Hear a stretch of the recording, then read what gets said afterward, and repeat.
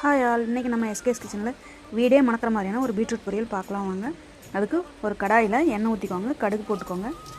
கடுகு தாளிச்சதும் கடலைப்பருப்பு சேர்த்து, கடலைப்பருப்பு செவந்ததும் நம்ம வெட்டி வச்சுருக்கிற பச்சை மிளகா 3, கருவேப்பிலை கொஞ்சம் சேர்த்து நல்லா வதக்கி விட்டு அடுத்ததாக பீட்ரூட் நம்ம சேர்த்துக்கலாங்க. பீட்ரூட்டை பொடியாக சின்ன சின்ன க்யூபாக கட் பண்ணி வச்சுக்கலாங்க. பீட்ரூட்டை ஒரு 2-3 நிமிஷத்துக்கு நல்லா பச்சை வாசனை போக நம்ம வதக்கி விட்டுக்கலாம். நம்ம எண்ணெயில் வதக்கும் போது அதனுடைய பச்சை வாசனை போய் கொஞ்சம் நல்லாயிருக்கும். அடுத்ததாக மஞ்சத்தூள் சேர்த்துக்கலாம். உப்பு பீட்ரூட்டுக்கு தேவையான அளவு இப்போயே சேர்த்துக்கலாம். உப்பு சேர்த்து ஒரு 3 நிமிஷத்துக்கு நம்ம ஹை ஃப்ளேமில் வச்சு நல்லா வதக்கி விட்டுங்க. நம்ம வதக்க தான் இதில் இருக்கிற ரா ஸ்மெல் போய் காய் நல்லா டேஸ்ட்டாக வரும்.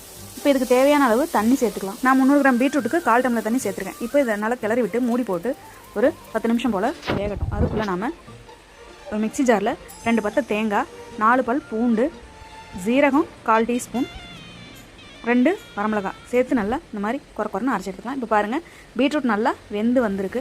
பீட்ரூட் வெந்ததும் நம்ம அரைச்சி வச்சுருக்க தேங்காயை அது கூட சேர்த்துக்கலாம். தேங்காய் சேர்த்து தேவைப்பட்டால் நீங்கள் மிளகுத்தூள் சேர்த்துக்கலாம். இல்லை உங்களுக்கு காரம் போதுமானதாக இருந்தால் தேவைப்படாது. இப்போது நான் 1/4 டீஸ்பூன் மிளகுத்தூள் சேர்த்துக்கிறேன். நல்லா 2 நிமிஷம் போல் அந்த சீரகத்தையும் பூண்டோட பச்சை வாசனை போகிற அளவுக்கு வதக்கிக்கலாம். வீடே மணக்கும் பீட்ரூட் பொரியல் தயார். சாதம், பருப்பு குழம்புக்குள்ள இது சைடிஷாக யூஸ் பண்ணாங்க. ரொம்ப டேஸ்டியாக இருக்கும். நீங்களும் ட்ரை பண்ணி பார்த்துட்டு மறக்காமல் கமெண்ட் பண்ணுங்கள். சேனலை சப்ஸ்கிரைப் பண்ணிக்கோங்க, லைக் பண்ணுங்கள், ஷேர் பண்ணுங்கள். பாய்.